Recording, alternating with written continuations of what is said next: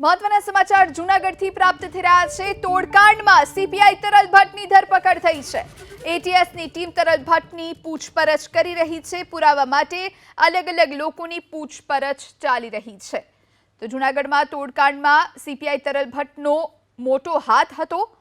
એટીએસની team તરલ ભટ્ટની પૂછપરછ કરી રહી છે। અંતે સીપીઆઈ તરલ ભટ્ટની ધરપકડ કરવામાં સફળતા મળી છે, કારણ કે જ્યારથી તેમનું નામ ખુલ્યું હતું ત્યારથી તેઓ ભૂગર્ભમાં હતા।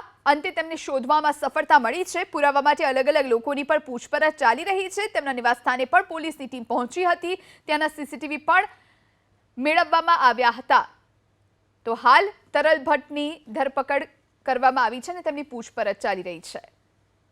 આ જૂનાગઢના કેસમાં જે તપાસ એન્ટી ટેરરિસ્ટ સ્ક્વોડને સોંપવામાં આવી હતી, એમાં જે આરોપીઓ છે એ આરોપી પૈકી તરલ ભટ્ટ, પોલીસ ઇન્સ્પેક્ટર તરલ ભટ્ટને આજરોજ એટીએસના તપાસ કરનાર અમલદાર દ્વારા અટક કરવામાં આવ્યું છે અને અટક કર્યા પછી અને પહેલાં એની ઊંડાણથી પૂછપરછ કરવામાં આવી છે અને હવે કાયદેસરની કાર્યવાહી જે કે આગળ કરવાની રહેશે એ કાર્યવાહી કરવામાં આવશે।